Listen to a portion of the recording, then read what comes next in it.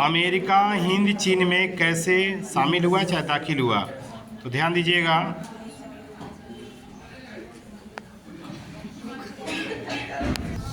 अब देखिए, हिंद चीन जो था उसका नक्शा तो बताए थे हम कि उसका नक्शा इस तरह का था,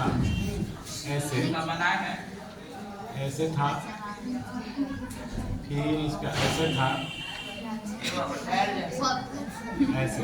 तो सुनिए, तो ये जो हिंद चीन का 3 भाग बटा हुआ था, 1 भाग, 2 भाग, 3 भाग।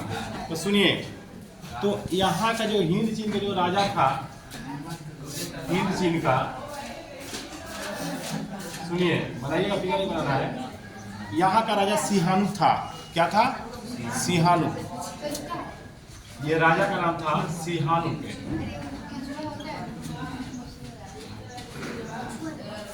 सिहानु जो थे यहाँ के राजा थे।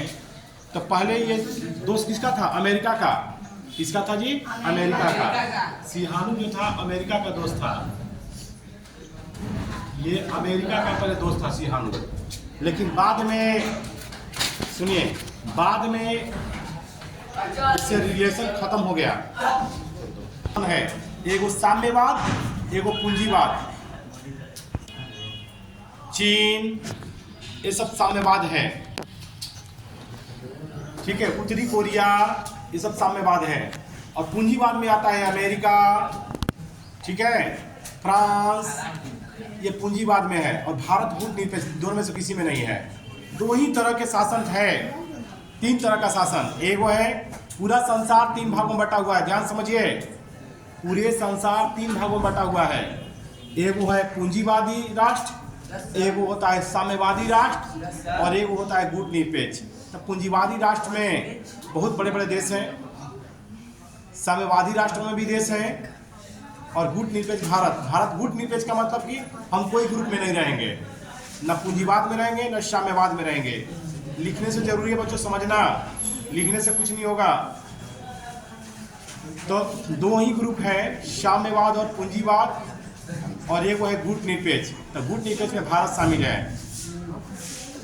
देखिए, तो जो साम्यवाद है, साम्यवादी देश जो होते हैं उनमें सरकार का शासन होता है। किसका होता है? सरकार का। अच्छा, पूंजीवाद में व्यक्ति खुद अपनी संपत्ति का मालिक होता है, जबकि साम्यवाद में संपत्ति का मालिक नहीं होता है। सुनिए, साम्यवाद में मालिक अपनी संपत्ति का मालिक नहीं हो सकता है, जबकि पूंजीवाद में मालिक होता है। साम्यवाद में अमीरी गरीबी नहीं होती है। जैसे आप सुनिए, कभी सुने हैं कि भारत का सबसे अमीर आदमी मुकेश अंबानी है? कभी सुने कि चीन इतना बड़ा देश है, चीन का कोई सबसे अमीर आदमी हो? कोई वहाँ अमीर गरीब नहीं रहेगा। जो व्यक्ति जैसा योग्यता रहेगा उसको इस हिसाब से काम मिलेगा।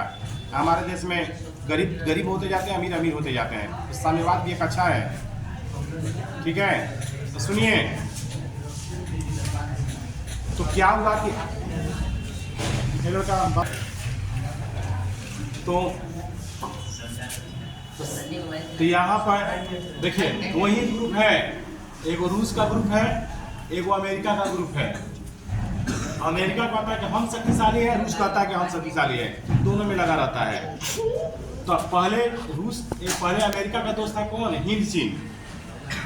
हिंद चीन था, यानी यहाँ तो पहले का था पूंजीवाद, लेकिन बाद में अमेरिका का प्रभाव खत्म हुआ। सिहानु के यहाँ का जो राजा था, सिहानु जो राजा था, इसे विच्छेद कर लिया। किससे? अमेरिका से। अब जाके मिल गया किससे? रूस से। जब रूस से मिल गया, रूस से जब मिल गया तो रूस के संपर्क किसके आ गया? हिंद चीन से आ गया। जब हिंद चीन से संपर्क में आ गया रूस से, तो क्या हुआ कि, सुनो जी, जब रूस का संपर्क हिंद चीन से आ गया तो भड़केगा कौन? ये अमेरिका। तो अमेरिका कहाँ हो गया? कहा है कि रूस के संपर्क में आएगा तो हिंद चीन, अब यहाँ पर काची आ जाएगा, साम्यवाद आ जाएगा ना, आ जाएगा यहाँ पर साम्यवाद आ जाएगा। तो जो रूस नहीं चाहे, अमेरिका नहीं चाहेगा कि यहाँ पर साम्यवाद आवे। इसीलिए इसको कम करने के